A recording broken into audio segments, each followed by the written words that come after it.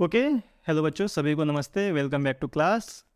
तो आगे बढ़ते हैं और जैसा कि हम फाइनल अकाउंट की सीरीज़ में हैं, हमने पार्टनर्स कैपिटल मेथड कंप्लीट कर लिया है। हम अब पार्टनरशिप फाइनल अकाउंट के इंट्रोडक्टरी लेक्चर में हैं, जिसमें हमने ट्रेडिंग अकाउंट के पूरे फॉर्मेट को देख लिया। हमने ये भी समझा कि फाइनल अकाउंट क्यों ज़रूरी है, वो जानना आपका बहुत इंपॉर्टेंट है थियोरी के लिए। ठीक है, बुक में कोई भी चीज़ ना ऐसा मत छोड़ना कि वो इम्पोर्टेंट नहीं है। हर चीज़ इंपॉर्टेंट है, बेसिक तो बिल्कुल इंपॉर्टेंट है। हमें 100 में से 100 लाने हैं। बीके में, बीके एक स्कोरिंग सब्जेक्ट है, अकाउंट एक स्कोरिंग सब्जेक्ट है, तो पूरे मार्क्स आने के पूरे चांस होते हैं।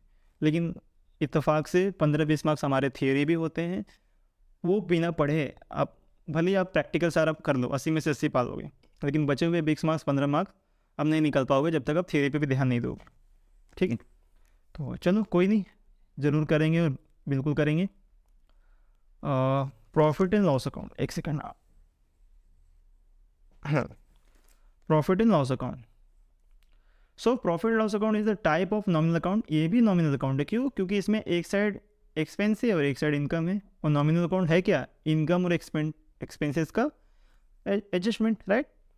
Profit and loss account is a main account of income statement. Yes, यहाँ पे हमें एक्चुअली में पता चलता है कि हमारा इनकम कितना हुआ, लॉस कितना हुआ, सॉरी इनकम कितना हुआ और एक्सपेंस कितना हुआ, और उसी से पता चलता है कि प्रॉफिट कितना हुआ और लॉस कितना हुआ। ठीक है, it is prepared to ascertain the net profit earn and net loss suffered. देखो कितनी अच्छी बात लिखी है, देखो शब्दों को ध्यान में देखा, क्या लिखा? देखो, it is prepare to ascertain the net profit earn. Net profit लिखा है अर्न, यानी नेट प्रॉफिट कितना कमाया, नेट लॉस सफर्ड नुकसान कितना झेला। शब्दों के भी बड़े मायने होते हैं। By a business concern during accounting year, किसी भी बिजनेस के द्वारा एक पूरे साल में उस अकाउंटिंग ईयर में।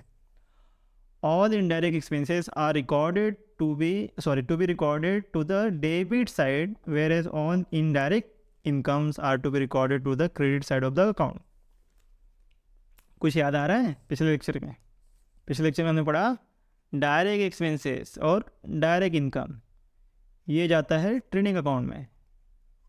डायरेक्ट एक्सपेंसेस और डायरेक्ट इनकम क्या था? जो गुड्स पे सीधा खर्चा हो रहा, सीधे गुड्स से रिलेटेड है। फैक्ट्री क्या, light weight, gas, oil, wages, raw material, सारा हमने पढ़ा, right. Custom duty, import duty, सब कुछ इसी पे आ जाता है डायरेक्ट में।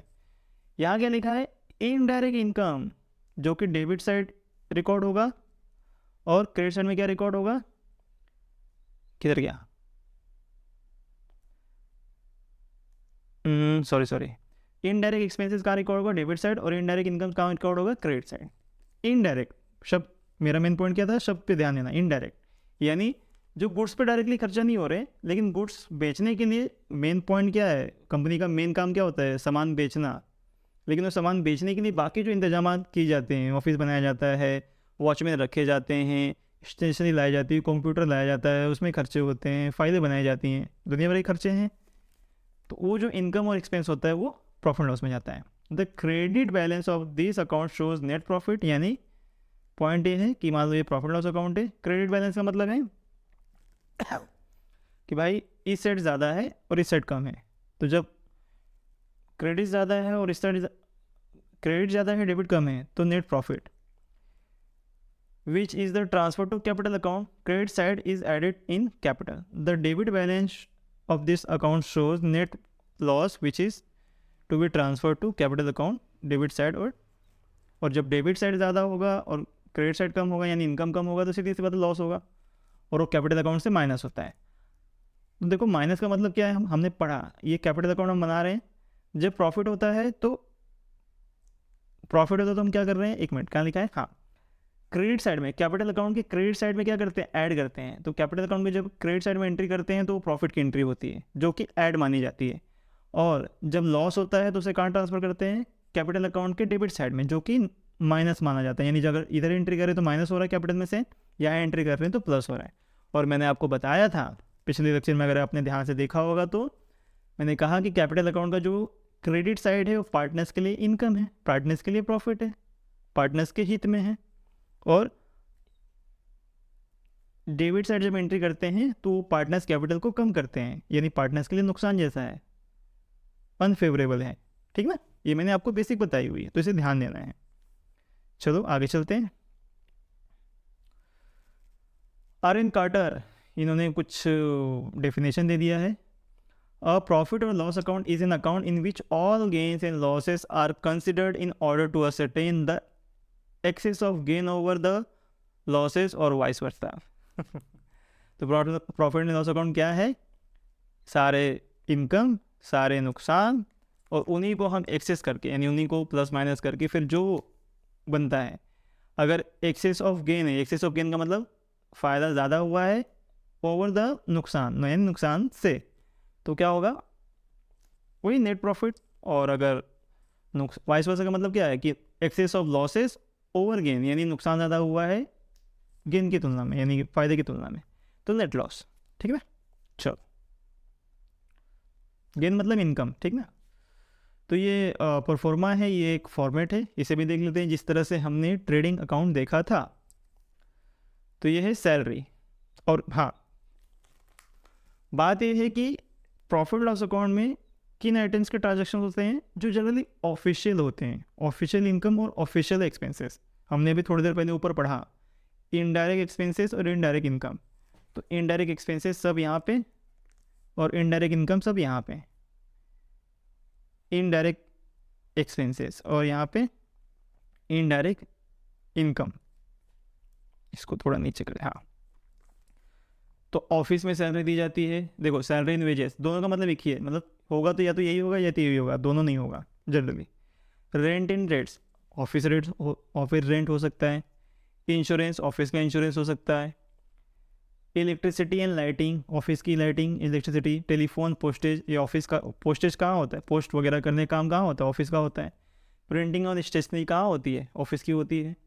Travelling expenses of salesman, salesman office से रिलेटेड है, फैक्ट्री से रिलेटेड नहीं। फैक्ट्री में लेबर होते हैं, वर्क्स मैनेजर होते हैं, वहाँ होते हैं। डिप्रिशिएशन ऑन असेट्स, असेट्स की वैल्यू को कम होना। आई होप डिप्रिशिएशन पता है, नहीं भी पता है तो हम आगे करने वाले हैं। डिप्रिशिएशन का मतलब होता है असेट्स की वैल्यू कम होना, तो असेट्स की वैल्यू कम हो रही है, ये ऑफिशियल एक्सपेंस है। लोडिंग चार्जेस, सामान लोड करवाने के लिए दिया गया चार्ज। लोडिंग का मतलब जैसे ट्रक भरी जाती है, लॉरी भरी जाती है, सामान चढ़ाया जाता है, तो उस पर वहाँ पे लोग होते हैं ना काम करने वाले, लोडिंग चार्जेस। या ट्रक वाले को भी देना पड़ता है पैसा। ऑडिट फीस, यस, ये भी हम समझेंगे क्या है। ऑडिट फीस क्या होता है? अकाउंट को चेक करने वाला एक तरह का सीए। भाई ये पूरी एंट्री हो रही है, ये पूरा अकाउंट कौन प्रिपेयर करता है? पहली बात तो पूरा अकाउंट जो प्रिपेयर करता है वो खुद एक सीए होता है। यानी कंपनी में जो ये जनरल एंट्री कर रहा है, लेज़र कर रहा है, सारे बुक बना रहा है, कंपनी के सारे फाइनेंशियल रिकॉर्ड को मेंटेन कर रहा है, वो कौन होता है? वो सीए होता है। यानी अकाउंटेंट होता है, सीए भी नहीं, अकाउंटेंट पकड़ लेते चलो। लेकिन इसने वो काम सही से किया, ईमानदारी से किया, ये कौन चेक करेगा?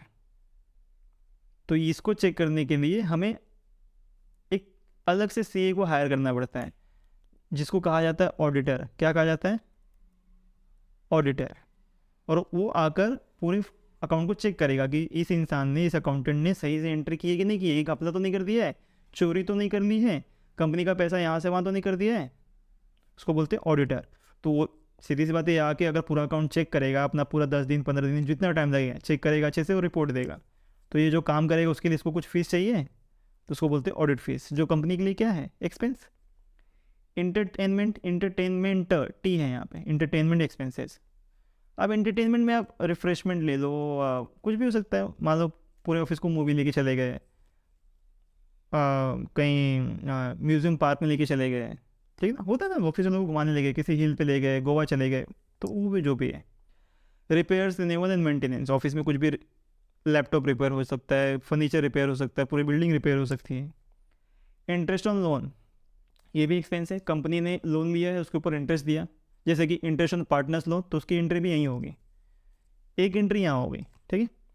सन्ड्री और मिसलेनियस एक्सपेंसेस, सन्ड्री का मतलब होता है टोटल, छोटे मोटे होता है ना, कुछ चीज़ें ऐसे होती है हम उसको जोड़ नहीं देते। जैसे एक पेंसिल खरीदा तो चलो मान लो स्टेशनरी में आता है, कोई भी छोटी मोटी चीज़ें हैं, 2 रुपये 3 रुपये 5 रुपये, वो सब अलग से एंट्री नहीं की जाती है, उन सबको एक साथ जोड़ देते हैं, उसको बना देते हैं सन्ड्री या फिर मिसलेनियस। कन्वीनियंस, ये होता है एक तरह का ट्रैवलिंग फेयर होता है, एक तरह से ट्रैवलिंग। कन्वीनियंस का मतलब होता है भाड़ा, एक जगह से दूसरी जगह जाने का भाड़ा। Loss by fire theft accident, देखो इसकी एक एंट्री यहाँ भी होगी। यह क्यों हो रही है, ये सवाल है। हमने देखा कि भाई loss by fire theft accident, इसकी सॉरी कहाँ गया, इसकी एक एंट्री यहाँ भी हुई, फायर थेफ्ट एक्सीडेंट कहाँ पे, ट्रेडिंग अकाउंट की क्रेडिट साइड, और एक एंट्री यहाँ भी लिखी है कहाँ पे, प्रॉफिट लॉस अकाउंट की डेबिट साइड। ऐसा क्यों है, सोचो सोचो सोचो, क्यों है ऐसा?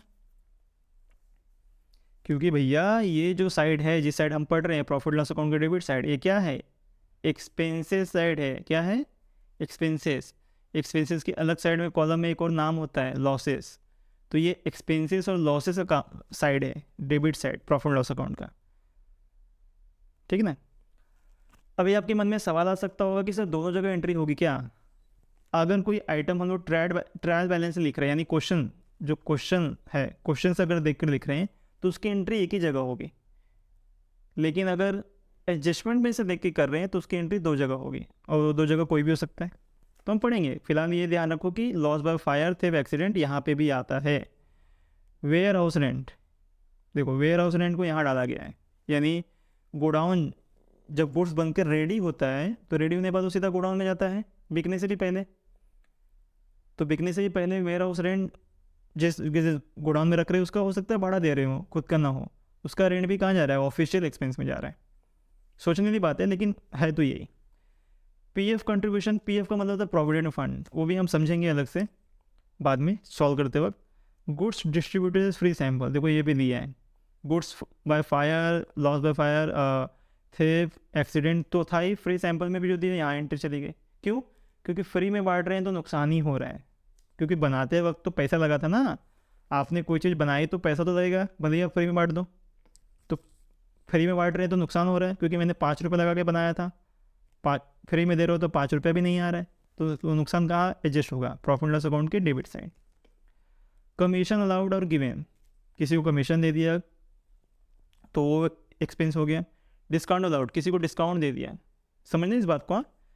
आप सामान बेच रहे हो, आप समझो आप कंपनी हो और आपने सामान बेचा किसी कस्टमर को, 1000 रुपये का सामान था एक्चुअली में, और आपने 800 में दे दिया, तो ऐसे देखोगे कि 800 का इनकम हो रहा है, नहीं, दूसरी तरह से देखो, 1000 रुपये की चीज़ 800 में दे दी, 200 का नुकसान हो गया है, तो नुकसान का नाम क्या है, डिस्काउंट। आपने डिस्काउंट दे दिया, तो 200 कहाँ एडजस्ट होगा, यहाँ पे प्रॉफिट लॉस अकाउंट के डेबिट साइड में। अलाउंसेस का मतलब होता है ये भी एक तरह का डिस्काउंट ही होता है, उसका दूसरा नाम है डिस्काउंट, का दूसरा नाम है अलाउंसेस, किसी चीज़ पे अलाउंस देना। एडवर्टाइजमेंट, ये तो सिंपल है, एडवर्टाइजमेंट पे खर्चा कर दिया तो खर्चा एक्सपेंस।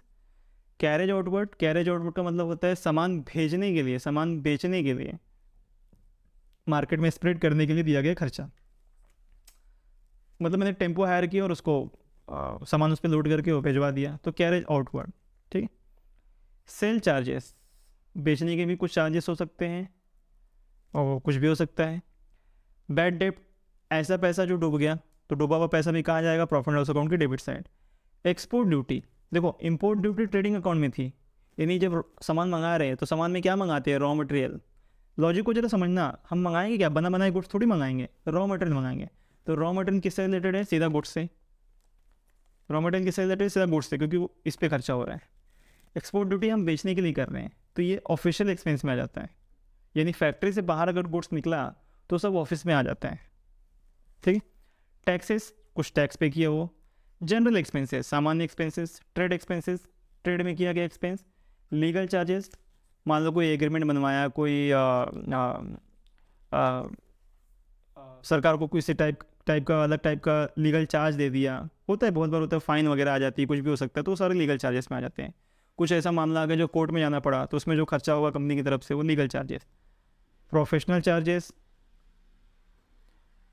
समझेंगे ये सब चीज़ें क्या हैं, कई सारे वर्ड्स दिए हैं, बस आप इतना ध्यान रखो कि ऑफिस से रिलेटेड जितने भी एक्सपेंसेस हैं वो सब प्रॉफिट लॉस अकाउंट के डेबिट्स में जाएंगे।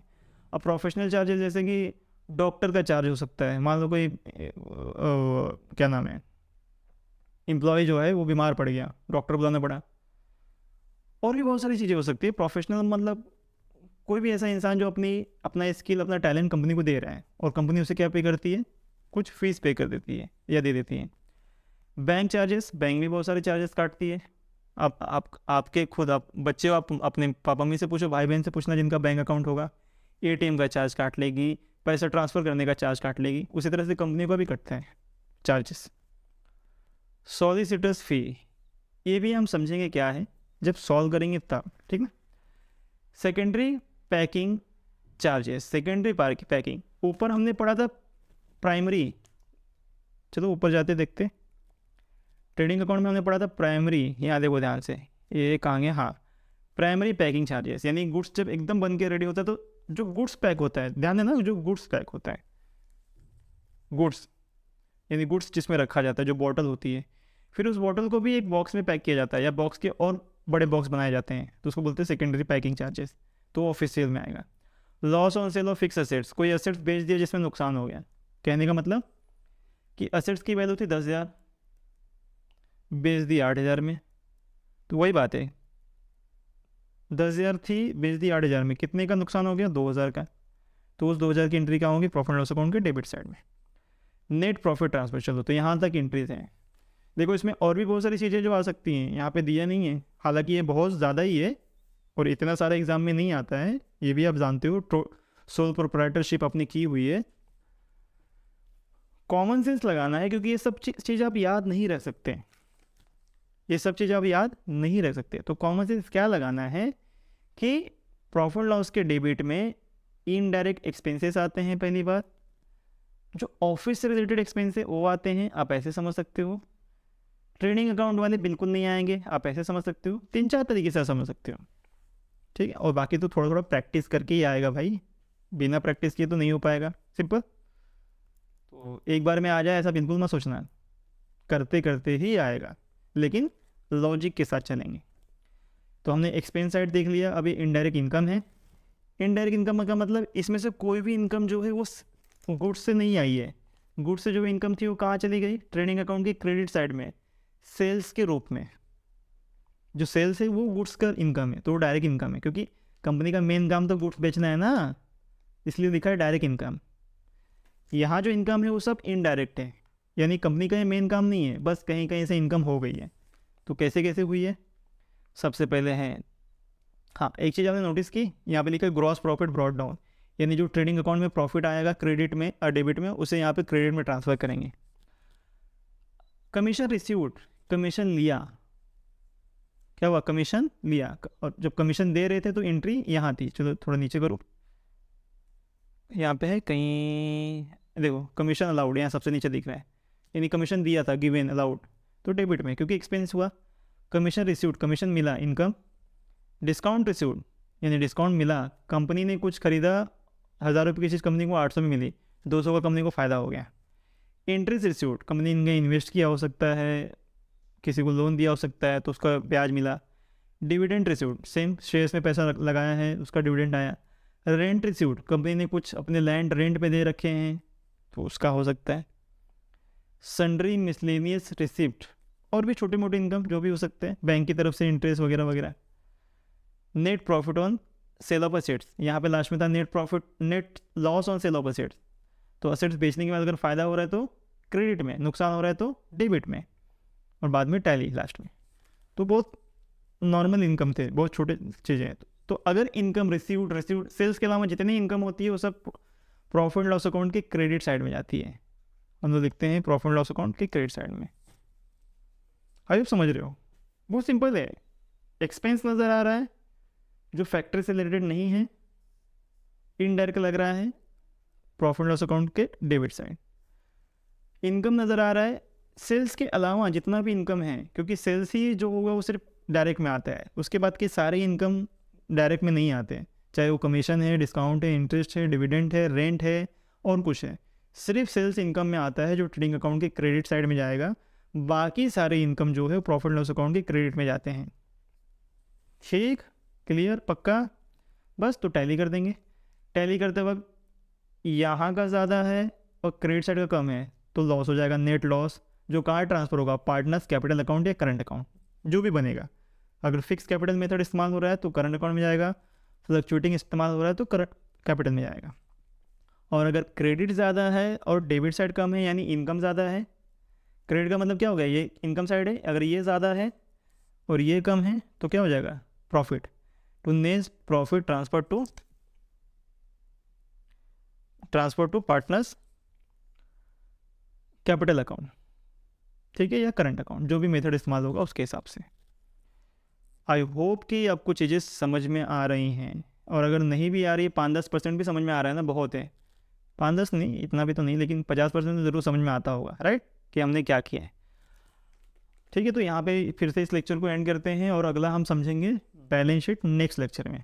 तब तक good luck, all the best, चलो बाय।